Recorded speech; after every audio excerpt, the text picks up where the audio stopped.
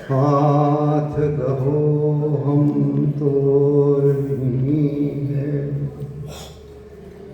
और नहीं तुम लोक में दीसत। श्याम सदा सुखदान धनी है,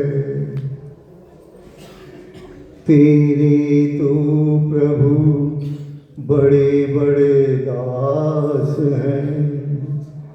मौसम गरीब की कौन गिनी है। राम जी बिरद विचारो रावरो,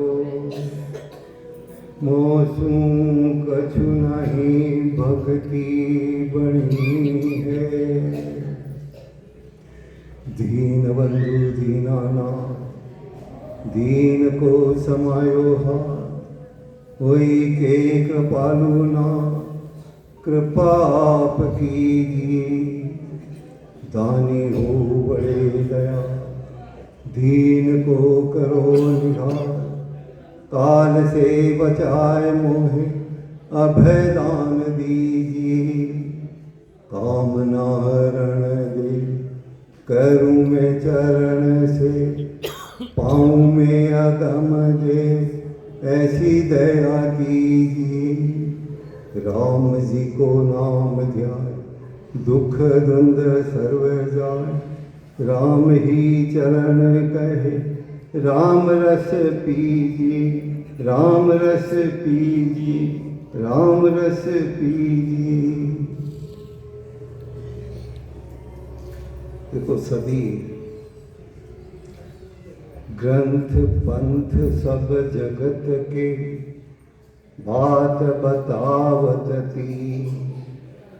राम भजन मन में दया तन सेवा में। कोई भी ग्रंथ हो, गीता बाइबल पुराण कुरान, सभी तीन बात बताओ। पहला राम भजन। राम भजनी क्यों?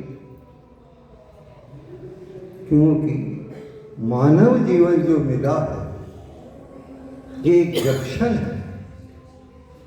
यहाँ से जो भी कर्म करते हैं, चाहे वो स्वर्ग जाए वैकुंठ जाए, किसी भी लोक में जाए, किसी भी योनि में जाए, यहाँ से किया हुआ कर्म वहाँ भोगना पड़ता है। यानी इसके अलावा सारी भोग योनि है, और ये भोग योनि भी है और कर्म योनि भी है। तो अपने जो जन्म जन्मांतरों के जो सिंचित कर्म है वो काटने का मौका है इस मानव जीवन। अगर यहाँ चूक गए तो फिर 84 की याद। देखो माँ के गर्भ में अपन आए, क्या उसकी लीला है, थोड़ा विचार करें। 9 महीने माँ के गर्भ में रहे, 5 तत्वों के बीच में, और जो ही गर्भ से बाहर आए तो भी अपन, ये तो छोटा गर्भ है, ये बड़ा गर्भ है जिसकी लीला कहाँ तक माया 3 लोग तक। चाहे अपन स्वर्ग में जाए वैकुंठ कहीं भी जाए, सब तक काल का वासा है। 3 लोक लग माया काजी, और सगत लग भाई। जहाँ लग ज्ञान के सब काचा, मतिमानो जुग माई। अपन कहाँ की इच्छा करते हैं, मैं तो स्वर्ग में जाऊंगा। अरे स्वर्ग में तो किसी भक्ति की जरूरत ही नहीं है। शुभ कर्म कर स्वर्ग आ जाए, अशुभ की यहाँ 84। कह सुख राम भक्ति कर केवल, परम धाम जन जासी। अरे स्वर्ग में तो शुभ कर्म से ही चले जाएंगे, वहाँ कौन सी भक्ति की जरूरत है। लेकिन कर्म काटने कौन से? सिंचित कर्म, जन्म जन्मांतर, वो कटेंगे किससे? इस राम भक्ति से। राम ही भक्ति क्यों? क्योंकि वेदों में लाख या सवा लाख मंत्र है, जिसमें सारे जितने मंत्र हैं उनके अगर ओम नहीं लगाओ तो मंत्र कोई काम का नहीं। ओम नमो भगवते वासुदेवाय, ओम नमः शिवाय, सबके मंत्र को सभी मंत्र हो ओम से बना है। ओम क्या है? माया है, वो सारा माया का देता है। वो फल किसका देगा? माया का। आपको यहाँ स्वर्ग राजा बना देगा कुछ ना, फल पावे पदवी मिले गर्भ न छूटे को, फल दे देंगे आपको। हम तो सेठ बन गए, राजा बन गए, लेकिन वापिस 84 क्या माँ का गर्भ क्या। तो ये क्या, ये छोटा गर्भ है और ये 3 लोग तक ये बड़ा गर्भ है। अपन इसी में घूम रहे हैं, कभी इससे वापिस इस गर्भ में आ जाते हैं, फिर निकलते हैं। तो संत कहते हैं कि कब तक घूमेगा इसमें, निकल इससे बाहर। उससे बाहर निकलने का रास्ता कहाँ है? भीतर। लोग कहाँ बैठते हैं? हिमालय की गुफा में जाकर, और वहाँ समाधि लगी और कोई शेर वगैरह आया, कईयों को खा गया गुफा में, समाधि के अंदर। भक्त गए तो भक्ति करने परमात्मा, और वहाँ पता ही नहीं चला कि आए गए कुछ, कितने ही मर गए इस तरह। ये संत कह रहे हैं। और उस गुफा में कहाँ बैठना है? और यहाँ देखो आप, बहुत से देखो आप, जो वो थैली सी और माड़ा ली उसमें और गुप्त भजन कर रहे हैं। अरे उसमें थैली में दिख रहा है वही माड़ा फेर रहा है। माड़ा तो कर में ही फिरे, जीव फिरे मुख माई, अरे मनवा तो चौदिशी फिरे, ये तो सुमिरन माए नहीं। कबीरा माला काट की बहुत जतन का फेर, माला फेरो सांस की जामे गाठन में। तो राम ही शब्द क्यों है? क्योंकि ये एक ही शब्द ऐसा है जो ऊं सांस में आता है। और ब्रह्म कहाँ बैठा है? भीतर। और बाहर क्या है? ये सब माया है। देखो संतों ने 2 चीज और बताई। मन, 2 मन है, एक मन और एक है निज मन। तो अपन क्या करते हैं? और एक चीज और है बात में, भजन के लिए देखो, मैं नहीं कह रहा हूँ, जो संत कह रहे हैं थोड़ी वो कह रहा हूँ। मुंह में कितनी जीभ है? 2 जीभ है, ये संत कह रहे हैं। तो ये जो मन के साथ जो ये जीभ चलती है, ये मन के साथ कहते हैं भजन करता है साहब मारो मन ही न लगा, क्योंकि मन से मन को जोड़ रहा है, ये जीभ से जोड़ रहा है। दूसरी जीभ कौन सी है? महाराज ने बता रखा है, कागलियो लिंग असल है, रसनाथ मुख होय, होठ कंठ सुख राम कह, गढ़ चलिया बंद होय। इस जीभ का नाम नहीं लिया महाराज ने, कागलिया का नाम लिया। कागलिया छोटी जीभ है। तो मध्यमा क्या है? कागलिया से नाम लिया। मध्यमा जैसे सांस, एक तो राम राम करते हैं, है ना, और एक मध्यमा सांस में राम राम राम, लेकिन उसको कह रहे इसी मध्यमा को कागले से करेगा। अगर तू कागले से करेगा तो तेरे जो जीभ से करता है तेरे को 3 घंटा लगते हैं और तेरा मन भागता है, और कागले से करके देख 15 मिनट में तेरा ये खींच देगा मन को, तेरे निज मन को खींचेगा, मन को नहीं खींचेगा, निज मन लग जाएगा इसमें। और नहीं है करके देखो, बहुत जल्दी सफलता मिलती है। ये वास्तविक जो चीज है महाराज ने ही बता रखी है, ये वाणी जी के अंदर साफ लिख रखा है, ओट कंठ सुखराम कह गढ़ चलिया बंधु, कागलियो लिंग असल है, उसी को बताया। संतों ने उसको छोटी जीभ कह दी। भजन उससे करना तो जल्दी सफलता मिलेगी। तो भीतर इस गुफा में बैठ के भजन करेंगे तो फिर क्या होगा? उससे अपने सिंचित कर्म एक झटके में कट जाएंगे। इतनी देर में 1 मिनट भी नहीं लगेगा। जब ही ध्यान हृदय धर्यो, भयो पाप को नाश, जैसे जिंदगी अग्नि की पड़ी पुराने घास।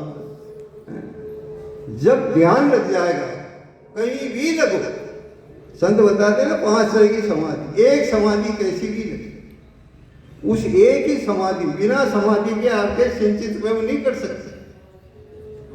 वो शुभ कर्म है, और वो भी शुभ कर्म इतना कि आप युगों तक सुख पाओगे इस राम के नाम से, मुंह से बजने पर। इसलिए कोई ये न सोचे कि मार तो भजन न हो रही और मेरे तो ये नहीं हो रहा। अरे प्रहलाद जी ने तो केवल मुंह से राम राम रटा था, जिसमें क्या मिला उसको, उनको धरती का राज, और स्वर्ग में इंद्रदेव का राज। और इंद्रदेव का राज कितने युग होते हैं इंद्र की आयु? सतयुग, त्रेता, द्वापर और कलयुग, 4 युग। ऐसी 72 चतुर्युगी आ जाए जब एक इंद्र की आयु है। इतनी उम्र तक केवल इस राम के नाम मुंह से लेने पर उन्होंने फल भोगा। यहां भी धरती का राज होगा, राजा बने हुए।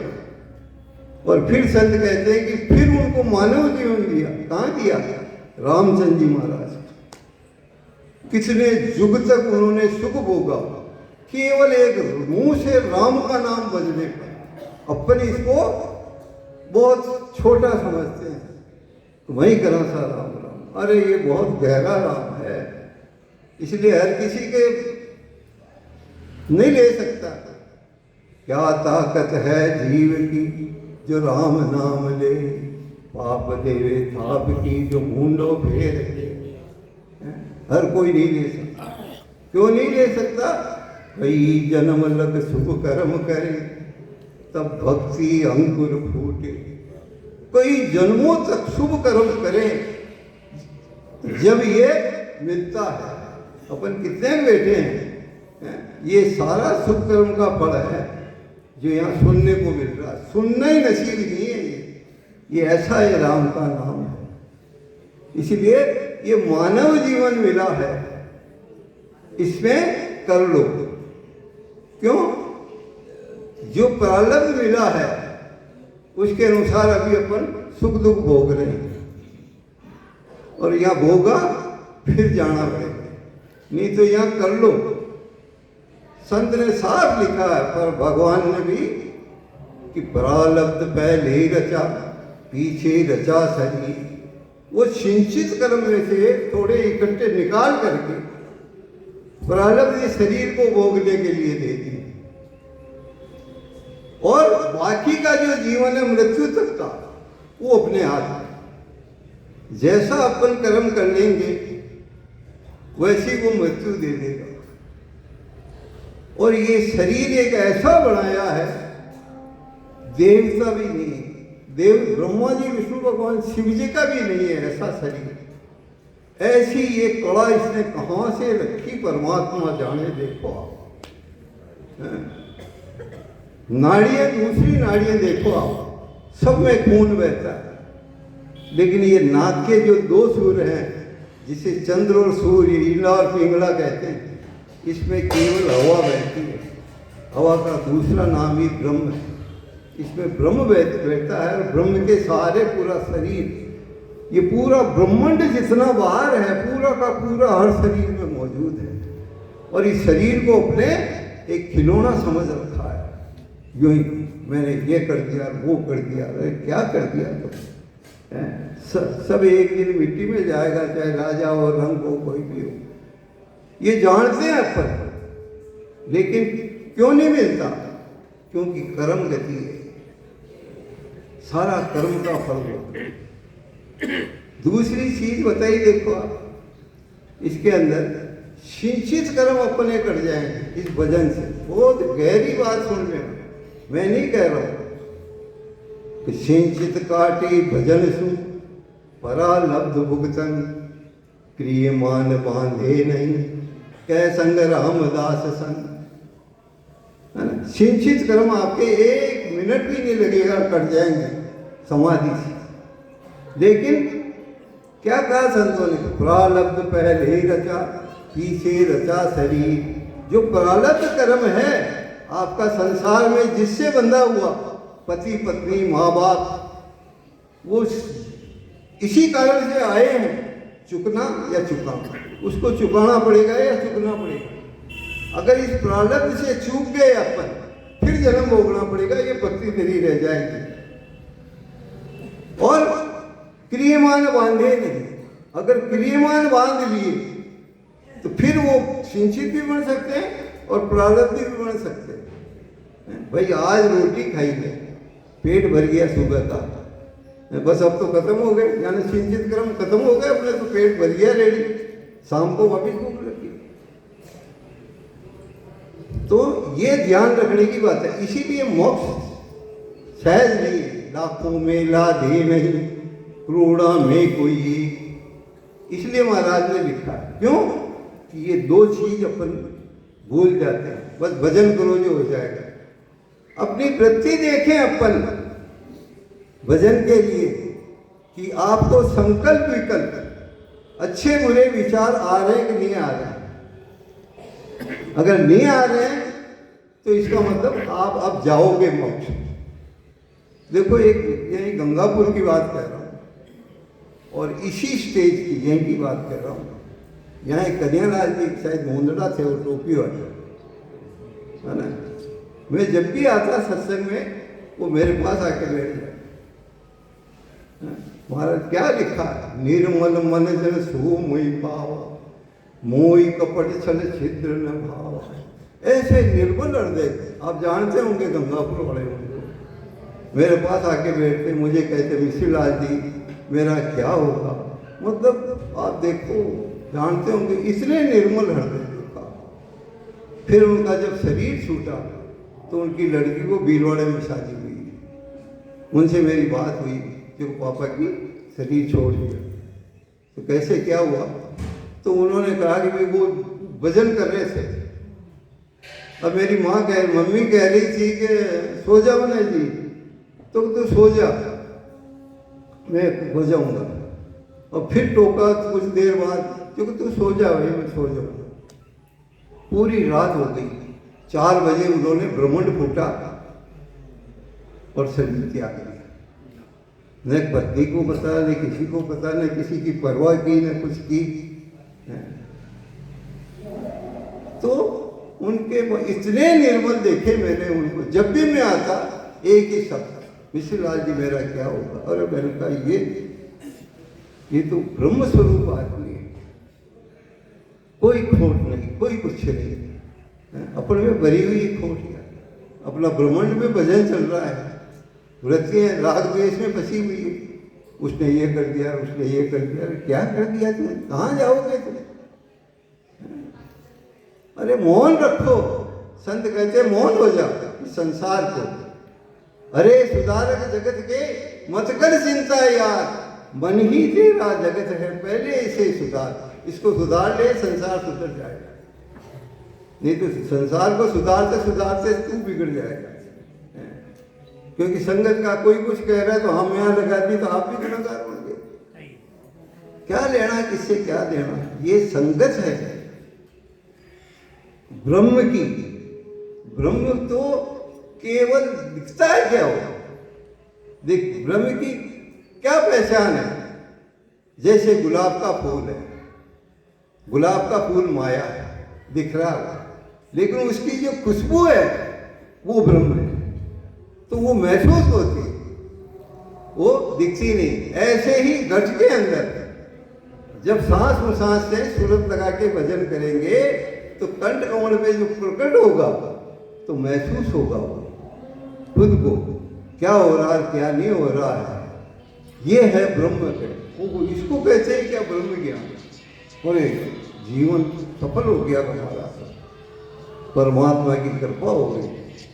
फिर वो होने के बाद फिर ये दिक्कत आती है, बस ये अड़चन क्या है, ये प्रारब्ध और क्रियमान। किसी का हरि को और बरी को, क्योंकि वहां शब्द बराबर धन नहीं, जो कोई जाने बोल, हीरा तो दामों मिले, शब्द ही मोल न तोल।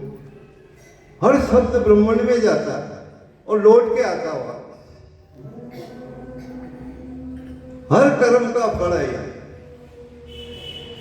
इसीलिए ये प्रेत दुख देते हैं। भाई जैसे किसी को बीपी है डॉक्टर के पास गए, डॉक्टर ने कहा ये रोज रोज एक गोली लेना, लेकिन नमक कम खाना। अब गोली तो असर कर रही है, वजन तो असर कर रहा है, लेकिन उधर वो सब्जी में नमक खा रही है। और वो डॉक्टर के पास जाओ सब हमारे तो बच गया न, हो रही हमारी बीपी और बढ़ गई सर। और अटे केवा संता ने केवा सब मार तो गई वजन न मन न लाग रही। अरे कैसे मन लगेगा यार, तुम्हारा मन तो कहाँ जा रहा है? निज मन में जब तक नहीं होंगे तब तक मोक्ष नहीं। भजन तो एक राम शब्द है, ये एक कला है भजन की, ये अपना काम करेगा, लेकिन अपन को देखना है कि हम क्या कर रहे हैं। इसलिए ये सोचने की बात है, क्योंकि ये पराभक्ति है। 3 तरह की भक्ति बताई है संतों ने देखा, सुरगुण, निर्गुण, आनंद पति, है ना। सुरगुण की किसकी भक्ति है? देवताओं, चाहे किसी ब्रह्मा जी की करो, विष्णु भगवान की, शिव जी की, हिरण्याकश्यप ने की, रावण ने की, 3 लोग का राज मिल गया, लेकिन अहंकार आया, सब नाश हो गया। तो सुरगुण की जो भक्ति है देवता देते हैं, अपन ने जो दिया फल दिया, उन्होंने दे दिया फल और चले गए। अब शब्द की जो बात आ रही है इसके अंदर, जैसे चाहे हिरण्याकश्यप ने मांगा था कि दिन में मरूर, रात में मरूर, सुबह मरूर, शाम को मरूर, ऐसे मांगे थे, है ना। तो भगवान ने उसको वापस रिपीट किया था क्या? केवल एक शब्द बोला, तथास्तु, ऐसा ही है। रावण को ही ऐसा ही कहा, तथास्तु। तो किसकी कीमत है? शब्द की। तो अपन जो शब्द बोलते हैं वो क्या बोलते हैं? शब्द जवान से और तीर कमान से निकल गया, वो फिर कर्म, वो चमत्कार दिखाएगा। इसलिए संत कहते हैं क्या लेना दुनिया से, ये तो खारा समुद्र है, इसको भगवान ने सुधार से किया। अपन इसमें खेत की मूली है जो किसी को सुधार देगा। तो मैं तेने मोक्ष में पूछा, तो संत मोक्ष में पूछा देगा, मोक्ष हो जा।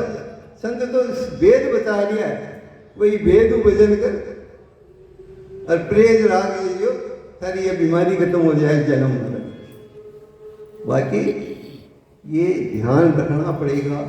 मैंने इस सत्संग में देखा है, इसलिए कह रहा हूँ, प्रारब्ध भोगना पड़ेगा और क्रियमान से ध्यान रखो। खाली सत्संग में घूम काम न चले।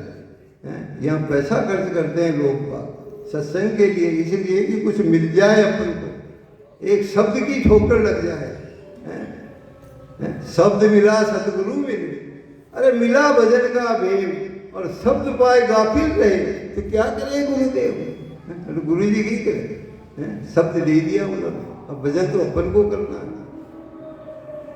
इसलिए महाराज ने हर तरीके से समझाया अपन को कि ये जीवन बड़ा गहन है, और इस गहनता के अंदर देखो आप, जैसे ये चंद्र और सूर्य नाड़ी है, इसमें अलग अलग देखो आप कितनी, ये तो हो गई सुरगुण की बात, है ना, जो देव देते हैं। दूसरी होती है निर्गुण, उसके लिए संत कहते हैं कि निर्गुण अंग दूसरों कई, ये ज्ञानी कोई पावे, ऊंग जाप अजपो जप के 10वें द्वार लग जावे, वे शायर में मिले न कोई, जायर देखे सारा, करामात कला जो पावे, ब्रह्म न हुए विचारा। ये कौन सी भक्ति है? ये निर्गुण की, जिसको हठ योग भी कहते हैं, अष्टांग योग भी कहते हैं, इसमें पूरब की साधना भी कहते हैं। इसमें क्या होता है? 8 चक्र छेदन करने पड़ते हैं। मूलाधार, लैट्रिन और पेशाब के बीच में, वहाँ से शब्द प्रकट होता अंदर ही, वो चलता फिर पूरक और रेचक और कुंभक करके, ये योगी लोग करते हैं। तो मूलाधार, स्वाष्टांग, मणिपूरक, अनाहत, विशुद्ध, आज्ञा, सोम और गुरु, ये 8 चक्र छेदन करते। क्या मिला उसको? कला मात कर पर्चा जो पावे, ब्रह्म न हुए विचार, कला पता। तो उससे मिला क्या? देखो कितनी कठिन है ये, एक चढ़ाया मूलाधार से स्वादिष्टान तक चढ़ाया और वापस उतारना पड़ता, और चढ़ा दिया और उतारना नहीं आया तो पैरालिसिस हो जाएगा या कोई रोग हो जाएगा और मरना पड़ेगा। और किसी ने 8 चक्र भी छेदन कर लिए तो क्या मिला उसको? रिद्धि सिद्धि मिल गई। तो महाराज ने क्या लिखा? साधन किया सिधाई जागे, करा मात बल पावे, गुरुर बलो काहू को बंचे, यूं कर नर कहाँ जावे। क्या रास्ता बनाया उसने, इतनी तप किया, जिंदगी का जीवन ही खपा दिया, घर बार छोड़ दिए और मिला क्या? रिद्धि सिद्धि मिल गई। वो तेरे किस काम की? और क्या रास्ता बना दिया? और दुरुपयोग करेगा उसको, निश्चित करेगा। और उमेश भाई बताया ना, वो घासीराम जी छिपा केड़ो ले मंगा दी, 2 रुमाल डाल है ना भाई। रेलवे में घूम जा रहे थे, वो कोई बच्चा पति पत्नी बच्चा जा रहा था तो ट्रेन हटी और थैला नजर आया केड़ा, बच्चा रोया, केड़ा लो। तो घासीराम जी ने पूछा भाई बच्चा क्यों रो रहा है? और जब थैला में केड़ो देख ली तो पर गाड़ी तो आएगी, अब केड़ो बटू लो। तो उन्होंने रुमाल निकाला, अपनी साधना बजी और वो केड़ा आ गया। तो संत कहते कि वो केड़ा या तो उस थैले से आया, किसी के बाग से आया, तो उसका कर्ज कौन चुकाएगा? इसलिए कहा साधन किया सिधाई जागे, करामात फल पावे, गुरु ने बोलो काहू को वंशे, यूं कर नरका जावे। तेरी जीवन भर की जो भक्ति थी वह केड़ा में फ्री। ऐसे कितने ही कांड करता वो जीवन में, तो ऐसी भक्ति किस काम की है ना? संसार में 2 ही काम है। जब जाएंगे तो वहाँ क्या पूछेगा धर्मराज? सुकृत किया न राम संभाड़ा, किया कबाड़ा हाथा, घड़ी घड़ी दम दम का लेखा, चित्रगुप्त का खाता। अरे न तो तूने राम जी का भजन किया या ना अपना कल्याण किया आत्मा, और न की लोगों की भलाई की थी। अब बताऊं तेरा क्या करूं? भोग नरक। तो ये हुई दूसरी भक्ति, जिसमें क्या होता है? देवताओं को देना पड़ता है। देखो पहली भक्ति में देवताओं की, तो किसने की? देवताओं की, हिरण्यकश्यप वगैरह। और दूसरी किसने की? विश्वामित्र जी को देख लो आप, तो इंद्रदेव ने फोड़ा पाड़ दिया, उनको विघ्न डाल दिया, अप्सरा भेज दी। 60,000 वर्ष की तपस्या की थी, लेकिन 30,000 की वर्ष की तपस्या में अप्सरा को भेज दी और ये मेरी गद्दी ले लेगा स्वर्ग। तो भक्ति क्षीण हो गई, यानी विघ्न डाला उसने देवताओं ने। और इस भक्ति में क्या कह रहे हैं? जिण मुख में हरि नाम कर्म को जोर न लागे, भूत प्रेत छल छिद्र जम दूर आंसू भागे, विषय व्यास सब जाय रोग व्यापे नहीं कोई, 84 को काट जीत जन निर्मल होई। फिर क्या कह रहे हैं? देव करे प्रणाम विष्णु ब्रह्मा शिव चावे। अटल नारद जी इंद्रदेव अगर फोड़ा पाड़ दिया, विघ्न डाल दिया। और भक्ति कितनी कठिन है, और यहाँ सहज बैठ करके भक्ति करनी है। खटी हींग लाकर फटकड़ी और रंग आवे छोको, जिशान आवे रीत से बजे चाहे खीज बजे, तो इस राम के नाम को बजे, क्योंकि ये ब्रह्म का नाम है। तो ये चमत्कार दिखाएगा आपका। तो उस भक्ति में दूसरी सुरगुण की में निर्गुण की में कितना फर्क है देखो आप। और दोनों ही आप सुरगुण की भक्ति में सुबह उठो मार तो मंदिर जाए डालने को हपड़िया दुपड़िया तलक लगाना करना अटे किसी हपड़नो ही कोई। सुबह उठिया बैठ गया बिस्तर पर, उठी राम राम धन शुरू, बस में बैठा तो बन पे ही शुरू, जहाँ गए वही शुरू, लेटरिन में बैठा उठे ही शुरू, कोई परहेज नहीं। बाकी आप कोई ओम मंत्र, ओम नमो भगवते वासुदेवाय, ओम नमः शिवाय आदि मंत्र बिना नाए नहीं ले सकते। और इस मंत्र को आप खुली छूट दे रखी। देखते हैं अपन कंधे पे शमशान जा रहे, राम नाम सत्य, तो इसको जान नहीं सकते अपन, क्यों? ये सहज नहीं मिलता। तो देखो पहली भक्ति कितनी कठिन है, जो मिला वो रावण का सब साफ हो गया, और दूसरी भक्ति वो भक्ति की जो सब दौड़ में चली गई करामात परचों में, और तीसरी भक्ति है आनंद भक्ति। आनंद पद की ये भक्ति है जो सहज, कोई परहेज नहीं, केवल बैठ के बजना, आपको स्रोत लगा करके शब्द में मिलाना है। और इसका पराक्रम क्या है, सारे काम संसार के सहज में होने लगते हैं, कुछ नहीं करना पड़ता उसको, है ना। महाराज को कहा शिष्य ने, देखो स्वर्ग के लिए उस विश्वामित्र जी की भक्ति को दौड़ में मिला है, और इसके लिए महाराज को शिष्य ने पूछा कि गुरुदेव आप कह रहे हो कि इनको वर्णन मैं न कर सकता, क्यों, ये तो घट में तो बता दे, तू देसी घी का स्वाद बता सकते हैं क्या, देसी घी खाओ स्वाद, और बहुत परमण आ रही, खुशबू आ रही, खाली परमण से क्या, तू इसका स्वाद तो बता, नहीं बता सकता। महाराज कह रहे हैं ऐसे ही है ये, ऐसी ये भक्ति है, तू खा के देख ले, इसको बज के देख ले तो तुझे महसूस हो जाएगा। तो महाराज को कहा कुछ तो वर्णन बताओ ताकि मैं कुछ तो बता दूं। तो क्या कहा उन्होंने, तो वैकुंठ का सुख, स्वर्ग की बात नहीं कर रहे महाराज, वैकुंठ का सुख घास के तिनके के समान है, ऐसी ये भक्ति है। और अगर अपन वैकुंठ की भक्ति करते हैं तो नवदा भक्ति है, नौ तरह की, कितनी भारी भक्ति है जो कलयुग में तो नहीं हुई। क्यों, महाराज ने देखो चारों युगों का वर्णन किया कि सतयुग में सतराग तारे, अभी निभे नहीं कोई, जो कोई नर हट करे तो 4 दिना लग हो, है ना। तो सतयुग में क्या चलता था, केवल सत्य चलता, तब त्रेता में ताप तारे, सकल वृक्ष फल खाए, कलयुग में अब ना निभेरे, दुनिया सो जुद जाए। तपस्या त्रेता में थी, क्योंकि वृक्षों के फल फ्रूट लगे रहते थे, वही खाते बस तपस्या करते थे। और आज फल छोड़ के बोड़ी को बोर तोड़ लो तो जूता मार दे, इसलिए ये तपस्या भी है नहीं। फिर आया द्वापर, द्वापर में सतनावणारे, क्रिया सब सुध होई, कलयुग में अब ना निभेरे, माँ की लपेटे रोई। तो द्वापर में सतनावण, यानी जो भी क्रिया कर्म यज्ञ हवन जो भी करते थे वो शुद्धता ही थी, वहाँ मक्खी मच्छर नहीं थी, है ना। आज देखो आप, मतलब इसको क्या कहें, आडंबर कह दो।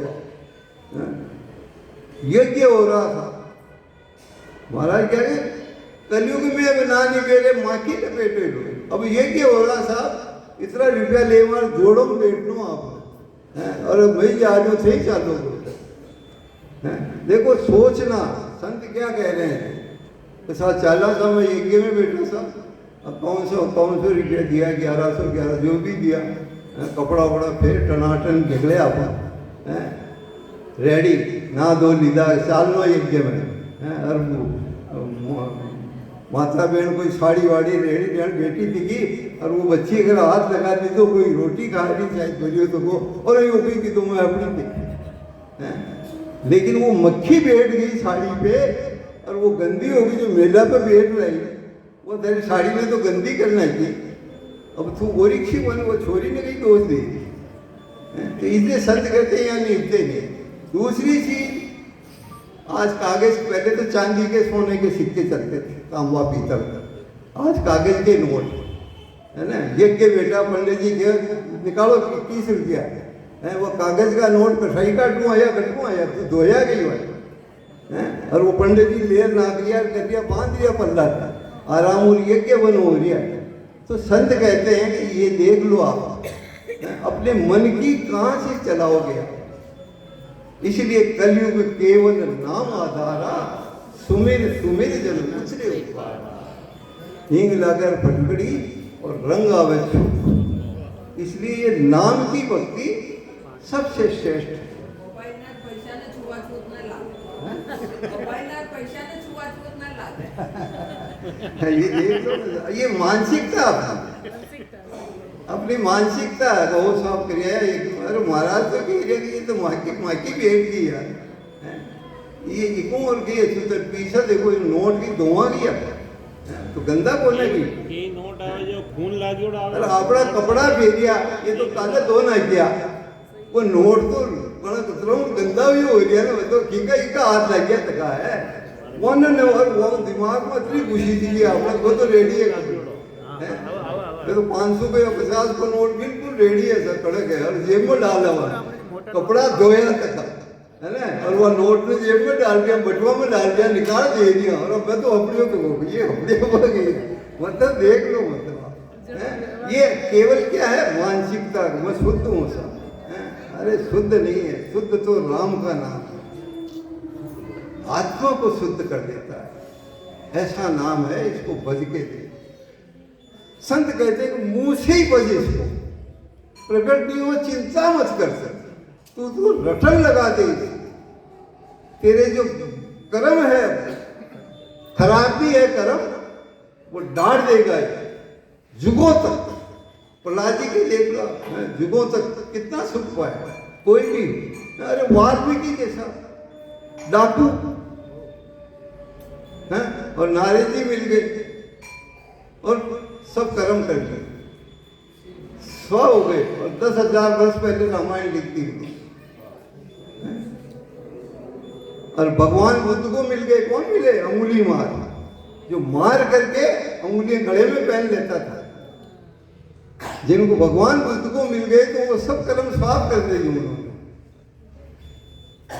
अजामेल देखो सच्चे में कितनी ताकत होती है, इस कथा से समझते हैं. अजामेल ब्राह्मण कुल में, लेकिन सब अवगुण उसमें. पूरा गांव जानता था वो ब्राह्मण बगड़ियों ब्राह्मण है. सब अवगुण है. मतलब कोई अवगुण नहीं. खाना पीना पर स्त्री गमन सब कुछ था उसके पास. लेकिन स्त्रीपति वर्षा. देखो सत्य की ताकत बता रहे हैं संत. तो परमात्मा की कृपा हुई, कोई संत आए, उनका कोई ब्राह्मण का घर हो तो बताओ जो वहाँ भोजन कर दो. तो वो बैठा रहे ठटोलिया, वो फिर वहाँ को अजामेल को घर बता दो. तो वहाँ पूछ लेना आगे अजामेल का घर कहाँ था. पूछा तो अजामेल जी है. तो अजामेल जी से गया अजामेल में, वहाँ की पत्नी है जो बोलो बता लो सा. जो वो न पूछ लिया गई वो ब्राह्मण को करे भाई हम भोजन करेंगे तो पधारो. भोजन किया. अब यहां सोचने की बात है. देखो आप 70 झूठ की. तो जब भोजन कर लिया तो उन्होंने कहा कि आपके पति कहाँ, बुलाओ उनको. तो आपना क्या कही हुए और पति को नाम ले तो मानो कही हुए. वो तो वहां नहीं गया था, गाँव गया किया. अपन झूठ बोल देते. लेकिन उस स्त्री ने मतलब सत्य की ताकत देखो आप. उस स्त्री ने कहा दाता हम क्या करेंगे, पति में तो ये अवगुण है. सारे अवगुण बता दिए संत को. वह ये अवगुण है. वो छुपा सकती थी, छुपा लेती तो नरक हो जाता. मतलब एक झूठ और सत्य की बात है. छुपाना चाहिए, लेकिन जैसे डॉक्टर के सामने कोई चीज छुपा दो तो बीमारी कई इलाज किएगी. संत का सामने कोई चीज छुपा दो तो संत के हकीकत. तो संत के सामने उन्होंने सत्य बोल दिया कि मेरा पति तो साफ सब अवगुणा मखा.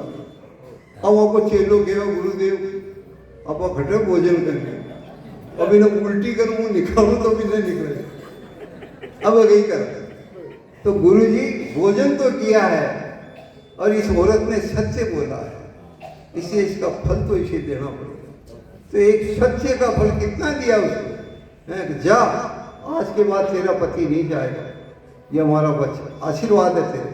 और तेरे पुत्र होगा उसका नाम राम नारायण रखना. तो एक सत्य में कितनी ताकत होती है. और वही हुआ. नहीं गया. संत वचन कभी झूठे नहीं हो सकते. पलटू लिखा नसीब का. क्या कह रहे हैं कि पलटू लिखा नसीब का संत देत है फेर. पलटू साहब कह रहे हैं कि अगर नसीब भी खराब है तो संत वाले फेर दे रहे, फेर दियो महाराज ने बेट की, वहाँ का भाई की 6 महीने की उम्र बढ़ा लिया है और वो काल देख तो रही, ये वो भक्ति है ना। तो अजामेल का पुत्र हो गया राम नारायण, और अंत समय में पुकारा बेटे को कि राम नारायण आओ राव, 2 मिनट बाकी आओ राव हैं।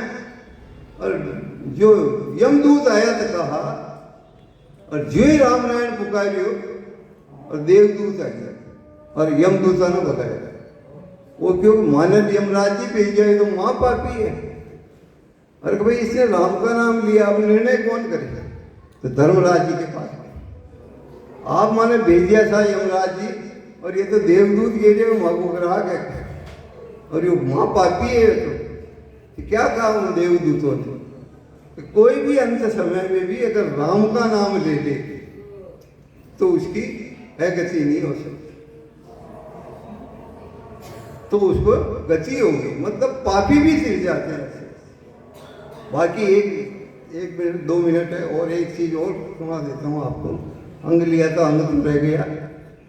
तो अपन भक्ति करते हैं, उसके लिए देखो पद्म पुराण कह रही है, महाराज ने लिखा अंदर कि भगत हीन नित गंगा जाए, उर गया में पिंड सरावे। कहाँ जावे?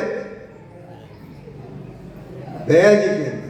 भक्ति का हीन पिंड सराहने के लिए अपने परिवार के किसी का कहाँ जावे? जहाँ गया जी के अंदर, जहाँ सीता माता ने अपने राजा दशरथ जी का पिंड सराया था। तो भगत हीन नित गंगा जावे, कौन सी भक्ति का हीन? राम भक्ति।